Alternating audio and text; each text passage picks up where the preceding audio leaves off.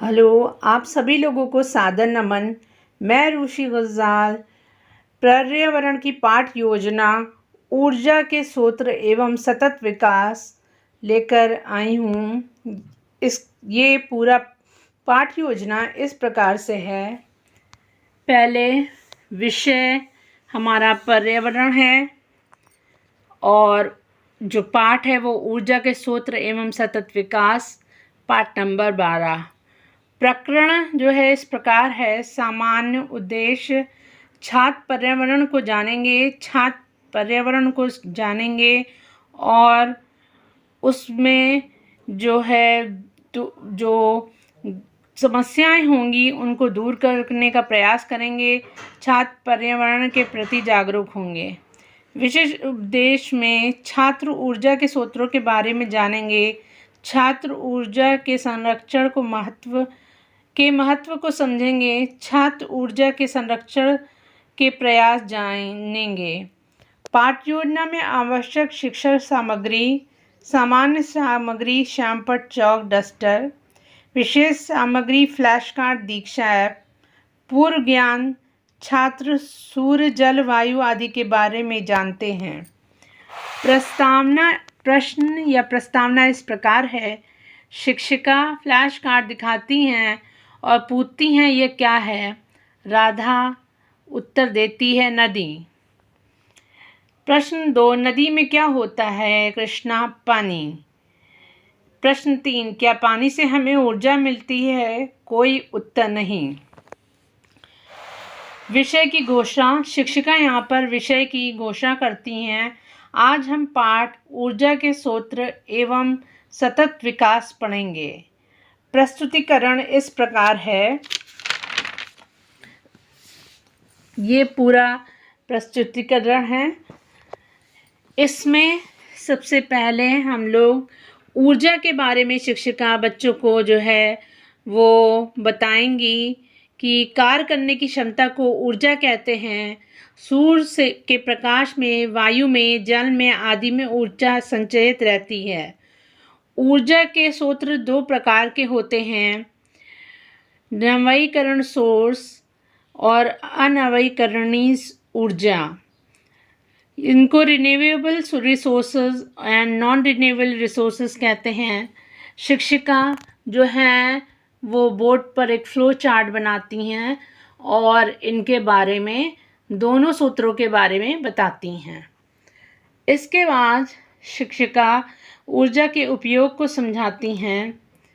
वे बताती हैं कि वर्तमान के समय में ऊर्जा की बढ़ती हुई आवश्यकता की पूर्ति हेतु ज़रूरी है कि हम ऊर्जा के नवीन स्रोतों का अधिक से अधिक उपयोग करें। पहला, सौर ऊर्जा के बारे में शिक्षिका बात करती हैं।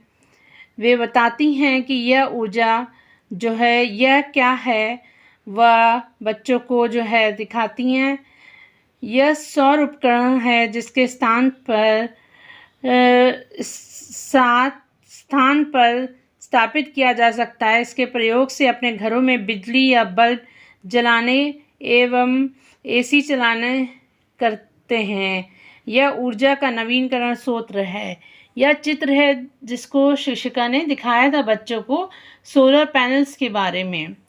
फिर शिक्षिका जो हैं पूछती हैं और कुछ। राधा कहती है सौर ऊर्जा का प्रयोग सोलर लालटेन एवं सोलर कुकर में भी किया जाता है।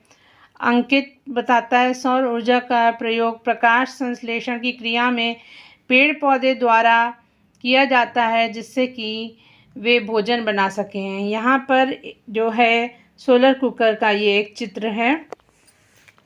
उसके बाद शिक्षिका जो है फिर से आगे बढ़ते हुए जो है पूरा पूछती हैं कि फ्लैश कार्ड दिखाती हैं और बोलती हैं ये क्या है। सुनैना बोलती है ये वायु द्वारा उत्पन्न की गई ऊर्जा है। ये देखिए पवन ऊर्जा के बारे में जो है यहाँ बताया जा रहा है। फिर उन्होंने पूछा, शिक्षिका ने कहा बहुत अच्छे, पवन ऊर्जा यह कहाँ पर लगाई जाती है।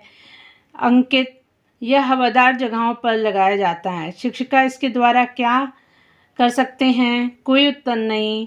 शिक्षिका समझाती हैं कि पवन ऊर्जा से गेहूं पीसना, धान काटना, तेल पिरोना आदि जो है कार्य किए जा सकते हैं। फिर उसके बाद में जल ऊर्जा की बात होती है। शिक्षिका जो है निम्नलिखित फ्लैश कार्ड्स दिखाती हैं, ये और ये वाला, और वे बच्चों से पूछती हैं कि जल ऊर्जा यह क्या है। राधा बताती है कि यह जल ऊर्जा का स्रोत है, इसके द्वारा बिजली उत्पन्न होती है। शिक्षिका तारीफ करती हैं। पेट्रोल व डीजल के बारे में शिक्षिका पूछती हैं कि ये क्या है, फ्लैश कार्ड दिखाते हुए, परंतु कोई उत्तर नहीं आता है। तो शिक्षिका समझाती हैं कि यह पेट्रोल का प्लॉट है। पेट्रोल या डीजल को से हम क्या करते हैं? अर्जुन बताता है, कार, मोटरसाइकिल आदि जैसे वाहन चलते हैं। शिक्षिका प्रशंसा करती हैं। अब इसके बाद में शिक्षिका फिर आगे बढ़ती हैं और बच्चों को कोयले का फ्लैश कार्ड, एक इस प्रकार की कोल माइन का फ्लैश कार्ड दिखाती हैं।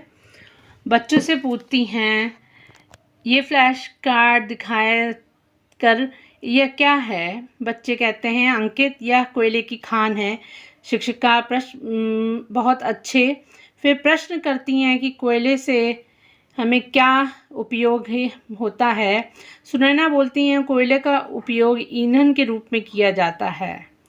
फिर इसके बाद शिक्षिका प्राकृतिक गैस का फ्लैश कार्ड दिखाती हैं।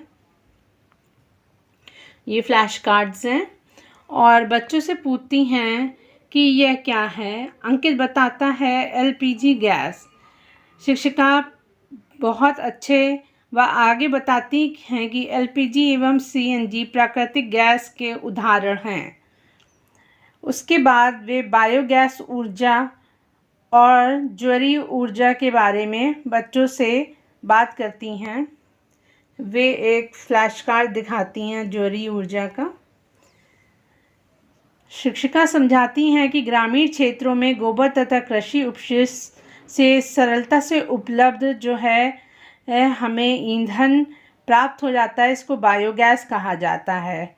ज्वरीय ऊर्जा में शिक्षिका समझाती हैं कि समुद्र के बीच में जब ज्वार भाटा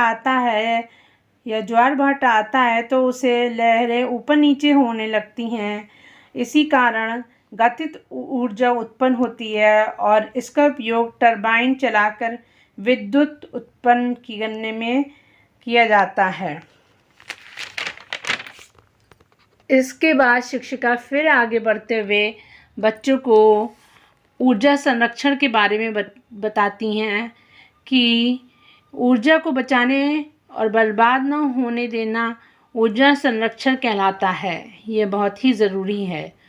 फिर उन्होंने बच्चे से बोला कि ऊर्जा कैसे बचाएंगे? अंकित ने कहा कि जब आवश्यकता ना हो तो पंखे, बल्ब, अन्य विद्युत उपकरणों को बंद कर देना चाहिए। राधा ने बताया, हमें जितना संभव हो पैदल चलकर काम करना चाहिए, वाहनों का प्रयोग कम से कम करना चाहिए। संगीता ने बोला, भोजन बनाने से पहले दाल, चावल आदि पदार्थों को कुछ समय भिगोकर रख देना चाहिए जिससे कि वह जल्दी पक जाएं। शिक्षिका प्रशंसा करती हैं और समझाती हैं कि समान बिजली के बल्ब के स्थान पर CFL लगा सकते हैं। यदि संभव हो तो सोलर कुकर, सोलर लालटेन का प्रयोग कर जो है उन्हें चलाना चाहिए। ये फ्लैश कार्ड हैं जो शिक्षिका दिखाती हैं। इसमें बच्चे जो हैं ये बता रहे हैं कि हम पैदल चलें और यहाँ पर हम साइकिल का उपयोग कर रहे हैं जिससे कि जो है कोई भी प्रदूषण नहीं हो रहा है। ये हमारी LED है और यहाँ पर बताया गया है कि जब उपकरणों की आवश्यकता ना हो तो उसे स्विच ऑफ कर दें और रिचार्जेबल बैटरियों का प्रयोग करें। इसके बाद शामपट सारांश इस प्रकार है।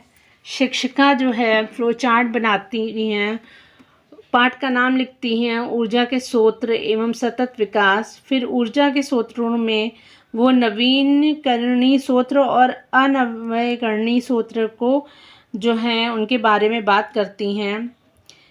जिन नवीनकरणीय स्रोत जिन्हें पुनः नवीन होने की क्षमता हो, जैसे सौर ऊर्जा, पवन ऊर्जा, जल ऊर्जा, ज्वारीय ऊर्जा, बायोगैस ऊर्जा, जो हमें फिर से मिल सकें।